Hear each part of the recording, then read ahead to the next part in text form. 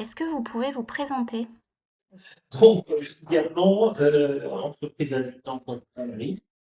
Donc, moi, je fais partie du comité de direction en charge des partenariats et du développement commercial. Qu'est-ce qu'un EBE? Un EBE, c'est une expérimentation qui est née en 2016 avec 10 EBE qui sont nés en France sur le territoire. L'idée est d'éliminer le chômage de longue durée.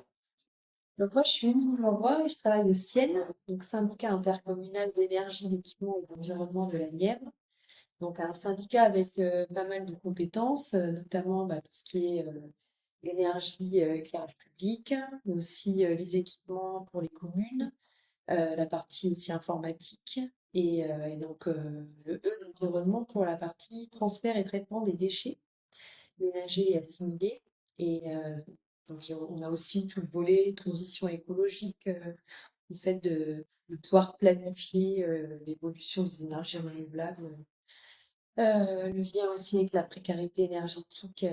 Il y a tout ce volet aussi de planification énergétique ancienne.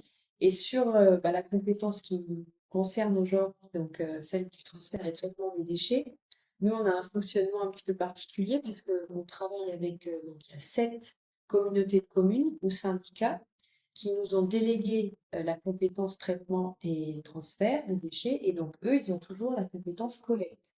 Donc, nous, on a un travail on va dire, de coopération et de collaboration sur cette compétence où on travaille ensemble. Donc, ce qui fait que sur notre secteur, donc c'est la partie rurale de la Nièvre, sur la partie déchets, il y a 17 déchetteries, mais ces déchetteries sont gérées par les collectivités qui ont la collecte. Et nous, on assure, par exemple, des contrats communs sur le bois, voilà, et des contrats aussi, et donc toute la partie emballage et traitement des ordures ménagères. Et donc moi, je suis chef de projet aujourd'hui au CIEN, donc j'assure aussi la transition du service déchets économie circulaire, son évolution en tout cas. Et j'ai travaillé au CIEN de 2016 à 2018, donc pendant la création du réseau César 58, et où on a fait, je trouve, beaucoup d'actions autour du réemploi parce que l'ensemble des collectivités de la Nièvre étaient labellisées zéro déchet, ouais, territoire zéro déchet, zéro gaspillage. Et donc, aujourd'hui, je travaille aussi dans l'animation du réseau César l'année passée. Et donc, aujourd'hui, j'ai un poste d'accompagnement de l'évolution d'un service. Moi, Alexandre Ducou, responsable du pôle environnement à la communauté de communes Les Neuf-Tranches, qui est une communauté de communes de 32 communes. Et dans cette communauté de communes, on a le territoire d'action de l'EBE. Euh, Nous gérons la compétence collecte et traitement des déchets ménagers. Nous l'avons pas délégué aux siennes. Voilà, on a la, on a la chaîne de la production des déchets jusqu'à son traitement. Euh, on a été labellisé voilà, en 2015 territoire zéro déchet, c'est le et où on travaillait beaucoup justement sur les questions de réemploi, de prévention des déchets. Euh, et nous avons en 2017, c'est à l'époque où on s'appelait Communauté de communes Michel et Troyes. Et en 2017, nous avons fusionné avec deux autres communautés de communes. Et là, suite à cette fusion et suite au Covid aussi, euh, on se concentre plutôt sur une réorganisation du service. Euh, une homogenéisation au niveau des pratiques. Et pour l'instant, on a mis de côté tout ce côté prévention, mais qui est pour nous très important et on a envie d'y revenir assez rapidement. Quelles sont les stratégies et actions de prévention des déchets dans la Nièvre? Donc, nous, à l'échelle du CIEN, euh, plus de 15 ans, on a travaillé à créer des plateformes de compostage pour faire collecter les biodéchets et faire du compost de déchets et de déchets verts. Et ça a été quand même précurseur parce que à l'époque, on a commencé à faire ça, il n'y avait pas de plateforme de compostage en milieu rural. Ensuite, il y a eu aussi pas mal de travail de fait pour avoir un réseau des ambassadeurs prévention et de tri des déchets. Et donc au départ, le CIEN animait et avait des agents qui assuraient la prévention en lien avec les communautés de communes qui avaient la, la collecte. Et ça, ça a duré, le réseau s'est structuré et en fait, il y avait pas mal de sujets qu'on traitait en commun. Par exemple, on faisait opération coup de balai sur les produits dangereux, mais on sensibilisait aussi avec la Chambre des métiers et les autres collectivités. Donc avant, c'était pas les Bertrands, mais voilà, les Bertrands Ouais. maintenant. Nevers-Aglo aussi, Cœur de Loire. Quand on ouvrait un peu un sujet de prévention, souvent, on se posait la question et on ne travaillait pas toujours en commun, mais en tout cas, on s'en emparait un peu de manière différente sur les territoires. Donc nous, on a donc, structuré ce réseau des ambassadeurs. On a fait pas mal de prévention avec les mallettes route à boules, sur qu'est-ce qu'il y a comme type de matériaux, qu'est-ce qu'on peut en faire en amont du déchet avant de le mettre à la poubelle, qu'est-ce que finalement, si on le met à la poubelle, qu'est-ce qui devient, avec de l'envie de faire que, surtout au niveau des enfants, des écoles, on puisse sensibiliser, mieux comprendre ce qui se passe. Et après, c'est vrai que le territoire zéro déchet, zéro gaspillage, ça a été un petit coup de boost, un bon coup de boost parce que c'est des financements d'animation. Et nous, on est un territoire où il y a des distances, on fait vite 30, 40 kilomètres. Donc pour se voir, des fois on est au téléphone et tout, mais on ne se voit pas tous les 4 matins. Et pour faire des choses ensemble, normalement, on a besoin de quelqu'un qui se dit, bah, tiens, on travaille ce sujet-là à tel moment. Donc ça, cette reconnaissance-là des Bertrands, du Ciel et de Nevers-Aglo a fait qu'on a eu des personnes qui assuraient l'animation de programmes d'action. Et ça, enfin, bon, je dirais si. Ouais. Et donc ça a eu un coup de boost pour nous aussi parce qu'on a mis en place davantage d'actions de prévention sur le réemploi, euh, pas tout en tête, hein, sur les couches lavables. Il y avait pas mal et puis du coup, on est arrivé donc pendant ces 3 ou 4 années, 3 ans. Donc nous, on avait signé en plus un contrat d'objectif déchets économie circulaire avec la région et la DOM. Et donc, dans nos actions, il y avait, entre autres, de stimuler, d'animer, de communiquer. Et donc, on a organisé avec toutes les collectivités de la Nièvre un festival zéro déchet, donc le festival N'en jetez plus, où là, il y avait tout un village du réemploi où on pouvait apprendre à réparer, à faire des tawashi, les ordinateurs. Et on a créé, au début, c'était un peu le réseau des maisons des ressources. Comment faire pour stimuler l'installation de recyclerie pour que les acteurs se connaissent et qu'on comprenne mieux c'est quoi le monde du déchet, c'est quoi une benne écomobilier, c'est quoi des éco-organismes. Donc on monte en compétences ensemble. Et donc c'est à cette occasion-là aussi on a commencé le contact avec le BE de Prémery pour voir un petit peu comment il fonctionnait, qu'est-ce qu'il faisait. Donc au début, c'est juste de la prise de connaissance. Et des années plus tard, on a aussi le conseil départemental a toujours été partie prenante du réseau César, qui était au départ, c'était dans le programme d'action du ciel, mais c'était vraiment l'idée que tout le monde puisse s'en emparer, qu'il puisse y avoir une animation tournante, même après les 3 ans de ZDZG, et que tout le monde y participe, même financièrement, parce qu'il y avait une convention financière à partir de 2019 qui liait Cœur de Loire, les Bertranges, la Clone de Verre et le Ciel pour que l'animation de ce réseau soit cofinancée. Et dans ce cadre-là, par exemple, avec les Fab Labs, donc Nièvre numérique, il y a eu tout un travail de fait pour récupérer et se former à la récupération du matériel numérique. Nous aussi, au Ciel, maintenant, on donne les ordinateurs. Et avant, au tout début, c'était ah oui, mais les données vont-elles être sécurisées, etc. Bon, maintenant, toutes les données elles sont écrasées dans les disques et tout. Donc, il y a toute la filière qui s'est mise en place.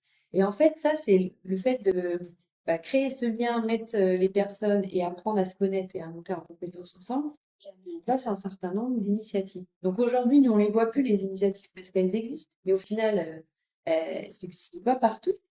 Plusieurs structures qui récupèrent ensemble les matériels informatiques, les livres, à certains endroits, des déchets verts, il y a des fois, il y a nous, on récupère des déchets verts de Nevers-Aglo et tout, enfin, il y a quand même Moi, je pense que toutes les structures, si on fait une carte des liens, il y a des liens entre tous les EBE et toutes les collectivités qui en charge la gestion des déchets. Avez-vous un exemple sur les différentes filières de réemploi dans la Nièvre? C'est effectivement tous ces ordinateurs qui sont récupérés, blanchis, réinstallés et revendus à des gens qui n'ont pas les moyens d'acheter des ordinateurs chez n'importe quel distributeur. Nous, on a des partenariats avec les CCRS, avec Nevers, avec Varennes-Moselle, on en a tous aussi. Et en plus, on pousse même jusqu'à livrer l'ordinateur chez le bénéficiaire, lui installer. Enfin voilà, il y a vraiment un ordinateur qui est fini au ciel, va refaire une seconde vie. Tout ça, c'est des réseaux qui sont mis en place. Et vous installez Linux aussi? Et on installe Vous avez Linux. été formé avec Rémi? Ouais, c'est ça. C'est Rémi qui a formé initialement les équipes. Et avec Rémi, au début, ça a commencé avec deux, trois ordinateurs récupérés dans un coffre, une convention pour voir comment les donner. Et puis petit à petit, bah, ça s'est structuré avec la région C'est ça. et les ressourceries. Je pense qu'il y a la pièce. Je me demande si Clamcy aussi, la Villa du Remploi, ils n'ont pas été formés pour pouvoir eux-mêmes blanchir et puis les donner et pouvoir redonner ensuite les matériels informatiques en nouvelle état pour les utiliser. Qu'est-ce que le réseau César 58? Quels sont ses objectifs et ses activités? En fait, donc le réseau César 58, au départ, c'était un réseau d'acteurs, surtout des collectivités, mais aussi de ressourceries qui souhaitaient se monter. Et les objectifs, c'était de mieux connaître les personnes qui ont des projets autour du réemploi et de monter en compétences ensemble, c'est-à-dire que les collectivités puissent mieux les accompagner. Et au tout départ, donc, les actions pour monter le réseau, c'était rencontrer par exemple le réseau national des ressourceries. Il y avait une formation pour comment monter une ressourcerie en Sibérie. C'était mieux comprendre les éco-organismes, éco-mobilier, comment ça fonctionne notamment, mais aussi est-ce qu'il peut avoir une benne, euh, n'importe quoi, mais beaucoup de bouteilles de gaz par exemple, et tout ça en fait. La recyclerie ressourcerie, en soi, elle devient un acteur de la gestion des déchets puisqu'elle en a. Donc, est-ce qu'il y a une convention de partenariat avec la collectivité? Est-ce que la collectivité l'aide financièrement? C'est un peu toutes ces questions-là qu'on s'est posées. Et aussi, comment on avait envie de fonctionner ensemble. Donc, nous, on a toujours le souhait de tous les acteurs, c'était de se dire, on veut rester indépendant, mais on veut avoir dans cette structure les moyens de se connaître et parler, par exemple, d'un sujet en commun, puis voir après comment chacun s'approprie. D'où le fait que sur un secteur, même avec la, la ressourcerie de Saint-Amand-Puisaye, on travaille aussi avec Clalcy et puis Corbeny. Donc, du coup, j'ai pas toutes les interactions entre les structures. Et on est déjà venu aussi voir la recyclerie en déchetterie, parce que c'est le seul endroit où c'est dans la déchetterie que c'est créé. Donc à chaque fois, c'était des visites de site, un sujet à traiter. Et puis, on avait fait donc aussi deux formations, comment avancer ensemble, aussi nos modes de coopération, et comment créer une recyclerie ressourcerie. Donc ça, c'était jusqu'en 2018. De 2019, on va dire, à 2022, il y a eu le souhait donc de continuer à se voir pour se tenir informé de ce qui se faisait et de faire un récup tour. Donc le but, c'est de rendre visible en fait les initiatives et les structures. Il y avait vraiment ça derrière, en disant on fait sur une semaine, tous ceux qui veulent faire soit une porte ouverte, soit un atelier de réparation. On a une carte collaborative et on a passé aussi du temps. Je sais que donc le département, l'agglo de Nevers, Mathilde, à faire la carte collaborative pour avoir les données. Donc cette carte, en gros, on peut retrouver, tiens, la recyclerie là, elle est ouverte de telle heure à telle heure, le BE. Peut-être qu'elle n'est pas assez utilisée. Et en fait, nous, je pense que là où on l'écueille, c'est que pas bon. On a fait une petite page Facebook, mais voilà, c'est les collectivités qui les animent, qui l'animent, donc ça n'a pas la notoriété qu'il faut. Et le but de Retour, c'était de goûter un petit peu et de rendre plus visible parce que finalement, on se rend pas compte de ce que ça génère aussi, que ça soit l'EDE, mais même Emmaüs, ces petits sites-là, ça crée de l'emploi, ça génère de l'activité économique, ça retire, ça refait partir dans le circuit des objets qui, sinon pourraient être soit enfouis, soit incinérés. Et en fait, on rend pas visible les données.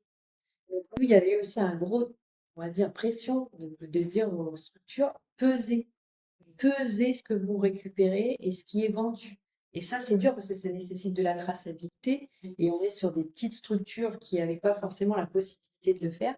Mais l'objet de César, c'est de rendre visible pour faire un peu cet effet boule de neige et qu'on développe davantage de sujets communs, la récupération du vélo, etc. Donc jusqu'à 2022, il y a eu un tour qui a été fait, 2022.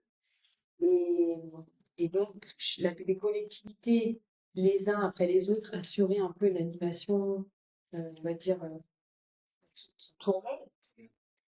Mais avec les écueils aussi, c'est qu'on fait des réunions pendant les journées, que tout le monde ne peut pas participer. Du coup, ça devient un peu plus institutionnel et c'est plus les personnes qui travaillent dans les structures qui participent. Et au final, à la fin, c'était aussi proposant des apéros à 18h juste pour se rencontrer, partager nos projets. Donc, nous, on en a repris un peu l'animation ancienne en 2023 en essayant de booster et de revoir un petit peu ce que voulaient les uns et les autres. Et tout le monde se dit, c'est chouette d'être dans un réseau, mais on n'a pas forcément le temps de participer. On n'a pas le temps d'assurer l'animation ou le suivi. Je me rends compte que s'il n'y a pas un pilote dans l'avion, ça marche pas, quoi. Comment se fait l'animation du réseau? Alors, pendant la période, moi j'étais plus ancienne de 2019 jusqu'à aujourd'hui, il y a eu donc une personne ancienne qui assurait un peu lancer on se rencontre à telle date. Il y a toute une plateforme qui existe toujours avec tous les comptes rendus, les supports, le flyer, le panorama du réemploi, tout ce qui est au service des personnes. Et elle assurait un peu ce truc de référente. Et après, des fois, l'animation, je sais pas si Laurie en a Oui, fait, oui, on a fait. Mathilde à Nevers aussi. Ils ont essayé de tourner justement sur l'animation. Après, c'est repris dans l'émission de chacun, et comme Oui, personne ne l'a vraiment dans une émission, ça se dilue un petit peu. Et donc, il y avait donc Isabelle Lucienne qui assurait ce lien, puis qui a boosté un peu pendant le cours, qui c'est en 2022, pour faire. Mais bon, tout le monde faisait une petite partie, en fait. C'est pour ça, moi, je ne veux pas dire que c'est le réseau du ciel, c'est en fait, il y a plein de gens qui ont fait des choses au sein de ce réseau. Quels sont les autres acteurs du réseau César 58? À la Charité, il y a l'atelier 58 qui il y a fait l'atelier 58, les réparations. la réparation de meubles et de la restauration. Donc, c'est une association qui, le but, c'est de récupérer le bois à la déchetterie et ensuite met à disposition un atelier avec ce qu'il faut pour soit réparer un meuble, soit pour customiser un meuble. Pouvez-vous nous parler des gratiférias? Et nous, c'est dans le cadre donc de programme de prévention des déchets. Donc, le réseau des ambassadeurs de prévention et tri des déchets, ils avaient vraiment fait une fiche action sur les gratiférias. Donc, ils stimulaient lors d'événements de faire une partie gratiféria. Et donc, ils aidaient les organisateurs à le mettre en place. En même temps, ils parlaient de la prévention et du tri des déchets au travers des gratiférias. Donc, on a eu pas mal d'organisés un peu partout. Et puis aussi, ça a stimulé le fait de faire des boîtes à données. Boîte à dons, par exemple, au Festival N'en Doutez Plus, il y avait une gratiféria pour expliquer le principe, donc pour continuer à communiquer là-dessus. Et des boîtes à données, aux endroits où il n'y a pas vraiment de zone de réemploi ou de partenariat en déchetterie, il y a une boîte à données. Et nous, par exemple, au Sienne, on a une boîte à données à côté de la machine à café. Donc, on a essayé de stimuler au maximum ça pour que tout le monde s'en empare un petit peu. Pouvez-vous nous parler de la recyclerie dans la déchetterie à Charité-sur-Loire? C'est suite à une discussion avec nos gardiens qui nous disent oui, j'ai récupéré des volets, c'était même tout emballé, c'était pas encore utilisé. En fait, on s'est fait la réflexion, non, il y a tellement de choses qui sont jetées, qui sont récupérables. il faut qu'on fasse quelque chose. Et c'est là où on s'est rapproché de l'association d'écoute et on leur a demandé s'ils voulaient bien qu'on parte ensemble. Et ça s'est fait comme ça. Quel intérêt et quel défi pour le réseau César 58? Donc moi, je suis persuadée et puis donc Pierre Landurier, qui est vice-président du CIEN en charge de la gestion des déchets, il est persuadé aussi que ce réseau, il a un sens et Quels qu'il sont faut les défis pour le continuer réseau à César faire des trucs 58? peut-être festifs, rendre visibles les acteurs du réemploi, le poids qu'ils ont dans le département. Et pour ça, pour le moment, on est un peu dans une année blanche qui s'en occupe, comment c'est financé. Mais on n'avait pas eu forcément euh, des engagements de financement pour tout le département. Et ce qui est dur, c'est que si par exemple, il n'y a que le ciel et une Veraglo qui finance, on dit quoi? Bah non, on fait rien sur les Bertranges et Cœur de Loire, alors que c'est un intérêt que ça soit départemental. Nous, il y a des difficultés aussi, c'est les personnes vieillissantes. Et il y a des vides maisons. Et en fait, comme on vend tous la même chose, bon, on va avoir plein d'assiettes, plein de grands meubles de bois, en chêne. Et ça se vend très bien à Paris, mais ici, il y a moins de potentiel et on vend tous la même chose. Donc en déchetterie, c'est vrai que des fois, il y a des choses qui sont très belles, mais qui sont plus d'actualité à valoriser. C'est triste, mais Après, il y a des choses dépassées, mais aussi pour mes connaissances, c'est pas que ça a de la valeur aussi. Il y a cette formation-là aussi, savoir la valeur des choses. Alors Boris est de plus en plus se spécialise dans ça et commence à savoir les valeurs des choses parce que des fois il y avait des choses qui partaient avec très peu d'euros, mais aujourd'hui ça ne part pas avec très peu d'euros. Ça dépasse un peu les 10 euros. Nous, on a un peu l'effet inverse, c'est-à-dire que nous, on reçoit des donations où on fait aussi de la déchetterie. C'est-à-dire qu'on va chez les gens qui ont besoin de vider, etc. Et on fait une prestation de déchetterie. Arrive chez nous, c'est réglé. Et il y a quand même je pense que les gens pensent que le déchet n'est pas forcément un déchet parce que nous, si on voit juste nos volumes de ce qu'on appelle la benne bois, donc la benne, il n'y a que du mobilier bois. Sur une année, la collecte, c'est 10 tonnes de. Donc c'est beaucoup, hein, parce que en plus, c'est vraiment des bennes de 100 cubes. Donc sans compo, 2023, c'est 28 tonnes. Et c'est ensuite derrière trié et moitié-moitié. Moitié, ça repart, c'est chez un éco-organisme. L'autre moitié, nous le revalorisons directement sur site, à la revente ou à travers l'atelier numérique. Mais nous, on a cette force à l'EBE, c'est d'avoir développé des outils pour revaloriser. Nous, un fond de meuble, c'est pas juste un fond de meuble. On va transformer, on va faire en bijoux, en écrin, en photogravure, en ce qu'on veut, mais voilà. Donc, donc les gens qui voient ces réalisations, et que ce sont en plus des salariés issus de l'EBE qui le font, sur notre territoire, à notre échelle, dans une petite commune, mais un peu plus loin, ça, quelque part, ça change un petit peu la mentalité. Quels sont les besoins en matière de formation? je pense qu'il y a plusieurs niveaux. Il y a comprendre le monde des déchets. Ça serait vraiment bien parce que des fois on dit alors RED, PMCB et les ONR, on utilise plein d'acronymes pour des choses qui, quand on est dans la gestion des déchets, on comprend, mais sinon, on ne pas. Donc déjà qu'on arrive à comprendre comment ça fonctionne, le financement, tout ça. Je ne suis pas sûre que tout le monde soit intéressé, mais bon, ceux qui le sont, rien qu'avec toutes les EBE, qu'on puisse faire une journée de formation sur parce que comment fonctionnent les appels à manifestation d'intérêt d'une règle et tout ça. Et après, c'est très opérationnel peut-être, parce qu'il y a beaucoup de dépôts soignés, par exemple, là, le réemploi dans la filière des matériaux, ça va exploser, mais comment on peut réemployer tel ou tel type de matériaux, comment on permet, je sais pas, à une literie de redevenir autre chose. Pour ça, il faut faire de la dépôt soignée, il faut pouvoir trier d'une bonne façon, et ça, c'est des formations, c'est des métiers qui Quels sont les besoins financiers? donc, l'ADEME a bien soutenu les projets. On a senti cette émulation jusqu'en 2018-2019. Après, il y a eu des renouvellements sur l'économie circulaire, mais donc le CIEN a toujours continué un peu à essayer de se mettre en tête de file en disant c'est important que ça continue. Et à partir d'un moment, il n'y a plus du tout eu de financement pour ces postes, des personnes qui partent sur d'autres missions. Et du coup, ben, là, il n'y avait pas cette. On parlait de convention financière parce que typiquement pour le festival N'en doutez plus, on a vraiment fait ce festival en payant à part égale pour les collectivités.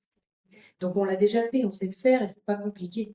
Donc, et aujourd'hui, ben, moi, l'année dernière, j'avais pas mal posé la question à la région parce qu'ils financent des têtes de réseau. Donc ils financent sur le volet, donc sur les vélos, sur le textile. Et moi, je disais ben, c'est dommage parce que il y aurait, par exemple, un poste sur, enfin, un petit soutien sur César, ça donnait un coup de boost et du coup, on pourrait vraiment assigner des missions en lien avec le réemploi et pas des bouts de missions de quelqu'un qui est dans une collectivité. Y a-t-il des besoins et défis spécifiques au territoire de la Nièvre? Moi, c'est de se relier. C'est de se relier, de se coordonner. Parce que dans la Nièvre, on n'est pas nombreux, mais on a une multitude de petites structures. Et c'est difficile d'avoir l'info en direct de ce que font les uns les autres. Et alors, là, je parle pas forcément pour nous, parce que, quoi que si, ce matin, quand on s'est vu, il faut qu'on se revoie sur la fibre, comment ça marche, ils ont jamais visité la plateforme de trucs basiques. Donc, ouais, ça serait de se prendre plusieurs temps qui soient un petit peu sacralisés dans l'année, où on sait que on vient un peu parler de ce qu'on fait et refaire le lien avec les structures, qu'elles soient EBE, qu'elles soient privées, qu'elles soient associatives, qu'elles soient collectives. Parce que dans la Nièvre, on est peu nombreux, je l'ai dit, donc, et on a peu de, comment dire, de quantité. Donc, on n'est pas visible. Et dès qu'on fait une activité, elle va pas être rentable. Parce que, bah, il y a peu de quantité de déchets, on va avoir peu de quantité de valorisation. Donc, si on ne se coordonne pas à un moment et qu'on fait deux, trois initiatives les unes à côté des autres, bah, c'est plus compliqué de les faire ensemble, mais pourtant, on a vraiment un intérêt à le faire. Quels sont les impacts des activités du réseau César dans la Nièvre que vous pouvez constater? Par exemple, dans le panorama du réemploi, il y a des structures du réemploi. euh, je pense à ceux qui font la récup de meubles, tout ça, qui ont peut-être plus de visibilité, et sont associés entre acteurs, parce qu'ils se sont rencontrés à un moment ou à un autre. Est-ce que c'est grâce 100%? Peut-être pas, mais en fait, ça crée une émulation. L'année dernière, avec ça, on avait fait un 2 pages dans le groupe. Et bien ça, du coup, il y a forcément un moment des gens qui vont à un endroit et qui disent, bah, tiens, c'est une super idée, on va le reprendre. Tout ça, c'est difficile à mesurer en qualitatif. Mais moi, je suis sûre que, par exemple, dans Je dis plus, il y avait des gens qui étaient venus de départements voisins. Ça donne une image du département où on est précurseur, on va de l'avant, on s'attache à, à des problématiques qui sont hyper actuelles et qui sont importantes. Donc, et après, bah, moi, j'aimerais bien un jour, je sais pas si vous avez la possibilité, de faire la cartographie de qu'est-ce que ça a généré en termes d'écosystème des acteurs. Et là, moi, avec tout ce qu'on a dit, la récupération du matériel informatique, euh, le développement, vous avez l'atelier sur le vélo aussi maintenant. Oui, on a des loups. Vous savez les meubles et tout ça, il y a eu pas mal de choses qui ont inspiré aussi d'autres. Je sais que la pièce, par exemple, à Corvigny, tout le soutien qu'ils ont eu pour monter leur projet, mais ils ont pu aller voir chez nous comment c'était, etc. Donc tout ce que ça a fait émerger, finalement, on ne sait pas exactement.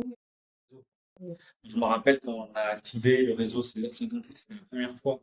On a eu une maison qui a brûlé, une famille qui a dû être relogée, etc. Qui avait besoin des premières nécessités, de meubles, etc. Et on a activé le réseau 58, le réseau César 58 pour avoir des meubles, etc. Et tout le monde a répondu présent. Quelles sont les perspectives pour le réseau César 58? Et du coup, je pense que l'avenir un peu de César, c'est aussi de s'ouvrir un peu plus, de repenser la dernière réunion, c'était ça en fait, c'est qu'il y ait une personne référente dans une collectivité qui assure cette partie logistique et qui regroupe les documents, que ça soit sécurisé, etc. L'animation peut être déléguée à droite à gauche, mais s'ouvrir aussi à des professionnels, à prendre des sujets thématiques précises et à faire des formats un peu plus, je dirais pas festifs, mais 18-20 autour d'un apéro sur une thématique, quoi. Et si on commence à travailler un projet à plusieurs, bah, à ce moment-là, on prend les personnes intéressées et on se met à une demi-journée, une journée autour de la table pour construire le projet. Mais il faut une multitude de formats différents, un récup tour pour rendre ça visible, Quel sera le thème du prochain Récup Tour? l'art de la récup. Voilà, l'art de la récup. Et que tout le monde, par exemple, un centre social, une association, il ait envie de proposer un atelier autour de l'art de la récup, et ben on puisse montrer dans tout le département des animations quasiment partout pendant une semaine. C'était le projet pour 2023 et finalement pour 2024, mais là avec pas mal de restructuration aussi au sein du CIEN, pour l'instant 2024 sera une année blanche et on essaie de reprendre ça pour 2025. Y a-t-il d'autres exemples sur le rôle des artistes au sein des événements autour du réemploi?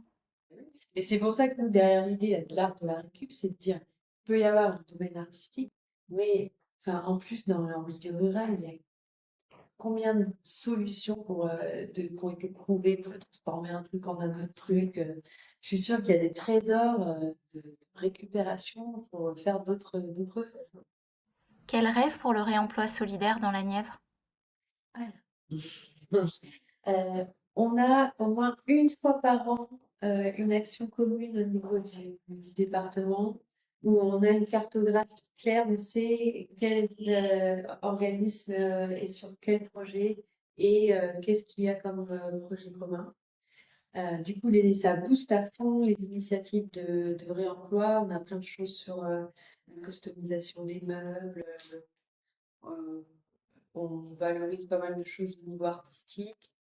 Et tout ce qui peut pas être valorisé, le plastique qui va être du coup recyclé, on a mis en place des infrastructures pour pouvoir les massifier et les envoyer vers des filières, mais les valoriser sur le territoire.